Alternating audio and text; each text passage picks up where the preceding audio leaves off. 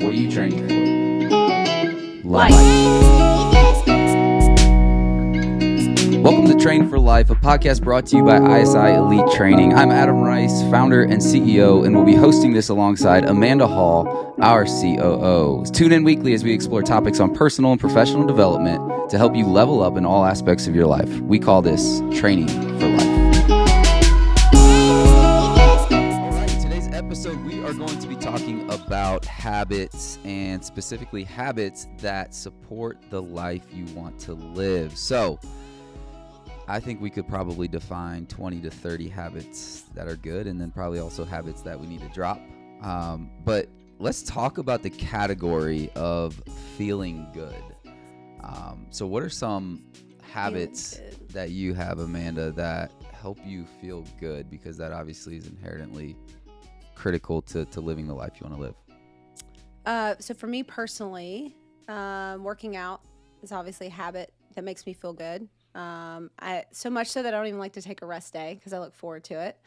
And then some other practical ones, the time I wake up every day, right? I used to, and still sometimes do, love to sleep in, but I would make excuses for it, you know?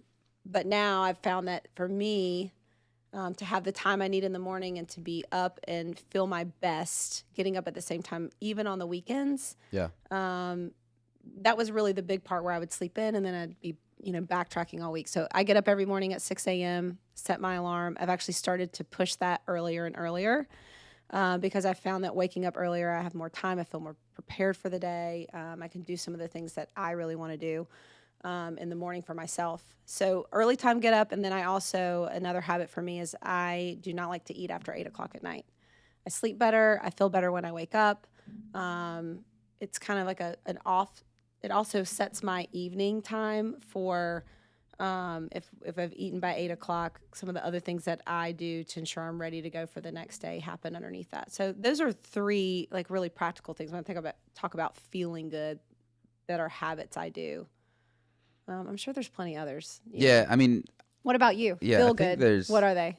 Under feel good, so water, 100%. So a gallon of water a day.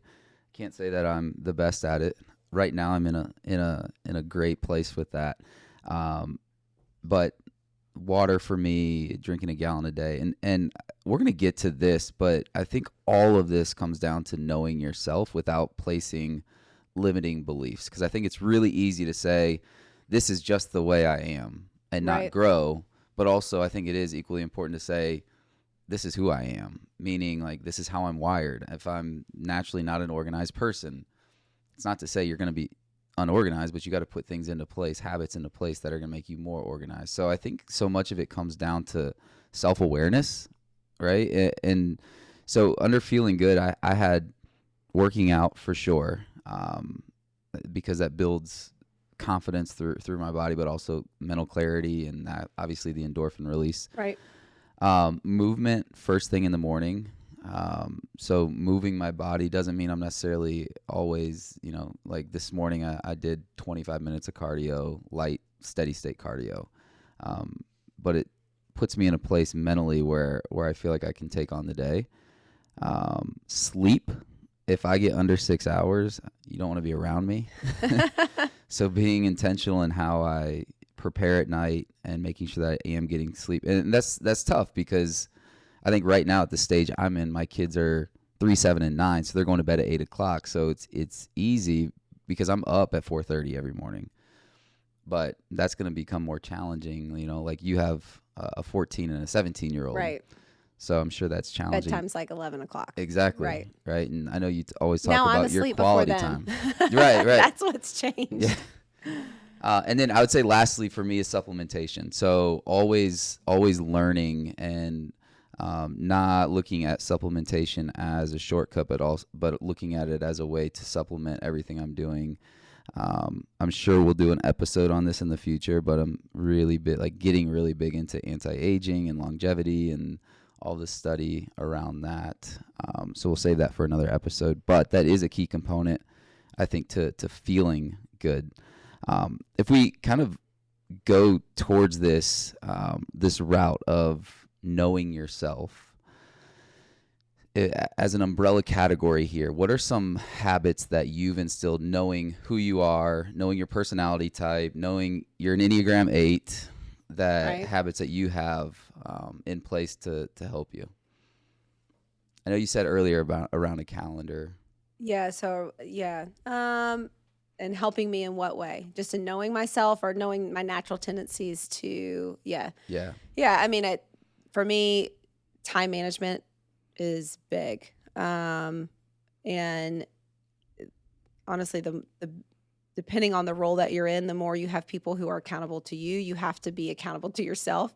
So I live by a calendar. If I need to do it, it goes in my calendar somewhere at Yep. some point, even if it's just GSD and I've got a list of things that's my time frame to get that done.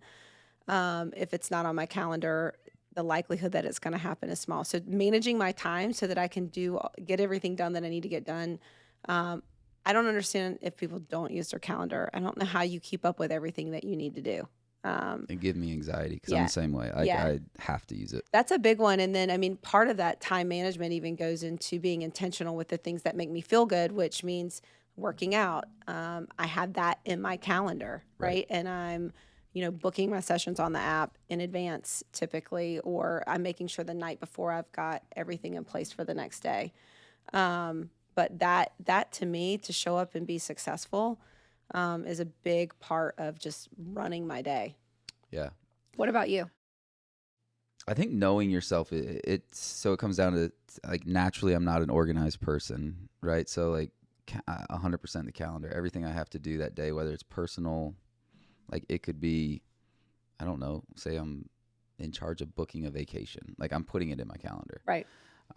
Because when something's, what I've really parlayed that into is, if something's not on my calendar, then it's not going to get done. So, but on the flip side of that, and there's so many studies, if you get into it, of what's on your subconscious mind versus what's not. That's why they say, write down your to-do list at night or have a journal at night so that it gets us off your subconscious mind, so you get into better REM sleep, so on and so forth. But I do see a lot of young leaders not using it, and I don't know how they do that, because a lot of people just depend on for meetings that they're accountable to attend or whatever. I think too, even if you're well, I'm a Post-it. Everybody in here knows I have a million Post-its on my desk half the time. Sometimes they leave and they're on my laptop. So even though it's in my calendar, I'll still for me, it still works to have it right in front of me, on a Post-it note, those things that are coming up throughout the day that I need to deliver on. Or if, someone comes to me and in the moment I'm in the middle of something, but I have something that needs to be delivered on, I can write it on there. So having a place that you do put things down in front of you, that Right. does help me. And I know there's multiple ways to do it. My kids, it's so cool. They use their MacBooks at school and they, do the whole Post-it thing on their front screen. And so there's a bunch of ways to do it, but I do feel that you need to have some place. I love what you said about, and I've heard that too. I don't do it, but I should. I do look at my calendar every night, what's coming up the next day, move Right. things around if I need to. And sometimes if my brain is super full, I'll go into my notes section on my phone and I'll write down all the GSD items and throw them in a place on my calendar. But I do think writing it down and getting it out does help you to organize that too. Yeah, no, it's for sure. It's a good habit to have. It's interesting because I want to talk a little bit about, I think there is this, I mean, you could call it a victim mentality, you could call it whatever. And that's really weird to bring that into a conversation around habits. But at the same time, I think there is, I see it in a lot of people, and they're just like, well, that's just the way I am, right? So whether they're maybe have a tendency to be more introverted, maybe they have a tendency to be a Enneagram 1 and super detail oriented. So they are so conservative, and they limit themselves to new experiences, and they're afraid to say yes because they're in this mindset of what can go wrong. So how would you recommend somebody with this fine balance of knowing, like, innately who you are and tendencies that you do have versus that next level of growth for you? Because if you're an introvert, it doesn't mean you have to be an introvert. It means that's your natural default tendency, but it doesn't mean you can't inherently grow in that area. For those, I'm sure listening to this, want to grow in some sort of area, or maybe they're stuck in that victim mentality, or like, Yeah, that's just how I am. I would say find someone who is the opposite of what you want and ask them what they do, or observe what they do. Even better if you work with them and you can observe what they do, and then instill a habit, if you will, that will help you to overcome it, or intentionally put you in places then where you are building that new muscle, if you will. Because, a lot of times they'll talk about who you are is really just a result of, you're not, you hear Mel Robbins says this a lot, that victim mentality, or I'm just, I'm just not a morning person. Mm-hmm. That's really, you're not a morning person because you haven't set yourself up with habits to win the morning. Right. So it's really not who you are. So there's a lot of times what we're saying is naturally who we are. It's either who we've told ourselves we are because someone else has said it. I was a grumpy kid. I was not a happy person in the morning if my mom's listening to this, she's laughing, but as a teen, for sure, everybody knew, avoid Amanda. Mm-hmm. And that carried over into my professional life, where everybody would say, oh, we don't talk to Amanda until she's had a cup of coffee. And I would carry that. It took a while for me to realize I don't really want to be that way in the morning, and I want to enjoy my mornings. Right. And so that habit of waking up early and at the same time every morning I would never say to somebody I'm not a morning person anymore. Right. And actually I did enjoy mornings. I just hadn't set myself up to win. So I think finding people around you that have that, whatever that is that you feel like your natural tendency and you want opposite of, observe what they do and then put yourself in a place that you have to work on that muscle. I also think about what you say to yourself, because the words that you say have power, and once you put them out there, even in your mind, especially verbally, you've put something on yourself. So that's a whole nother conversation around labeling, but I do think you are a result. You are a result of the habits that you do on a daily basis. And a lot of times we have habits that we don't even realize they're a habit. Ask somebody. Yeah. Like, I bet I could ask you, because we work together enough, or anybody in this office, tell me a habit I have that you think I should change, and you could tell me. Yep. For sure. I'm sure you could. So ask somebody too. I think that starts to help you really get someone you trust, but that will give you some perspective. Which lends into what we talked about on another episode around curiosity, right? Right. And humility. And so it's funny how all of these start to stack. It's interesting too, because when you look at it, it's always blown my mind to be, and I'm sure you've experienced this, but I know you've experienced, because I've sat in conversations when people have said, hey, I want to do what you do, Amanda. I want to be where you are. I want to be a leader. I want to have influence like you. But they have the opportunity to be around you every day, and they don't replicate some of the things you do. And I'm not talking about a level of charisma. I'm talking about some of the natural habits that you have. You are great at walking into the office and acknowledging everybody. You are great at being prepared for things. The same thing goes. Like, if you want to be like someone and they show up to they're the first one in the office, why would you not replicate that and be the first one in the office? Because these are habits that person inherently has done and consistently does on a daily basis to get to where they are. It just goes back to the whole thing of success leaves clues. It's true. Right. And I think that's what drives me nuts, is having somebody that says, I want to go here, but aren't willing to instill these simple, controllable habits, like literally getting to the office an hour earlier, or being prepared for a meeting, or doing those things, right? And it's like, this goes back to the question, because I'm guessing if they listen to this, they listen to the other episode. If they haven't, go back. But we talked about the characteristics of highly successful people, and drive was one of those. So do you think people's habits is a reflection of their drive, or their willingness to change their habits? I think it could be a reflection of their, part of me is like, is their vision just not big enough that they're that driven to go after it? Sometimes I think that, like, is it, so they're not willing to change the habits that aren't going to deliver them to where they want to be, because it's just not big enough, right, that it's worth it to them. Yeah. I think that's like a very strong internal, and I always, when I hear that someone says they want to go somewhere and I see they have the potential, now I say that is up to you. Yeah. Yeah. That is 100% in your court, and that is for everyone, right? If you want any part of your life to look different or be different, you have to have that vision, but you have to be willing to change or add habits in that will help you get there. You Yep. have to make those decisions. So, because sometimes it's not about changing anything. Maybe it's starting a new habit that you never had, Right. which is, it's interesting to me because I think we often think that we need to change, Right. but we don't often think, is it that we need to change a habit we have, or is it that we need to add a habit in that's going to get me to where I want to be? Right.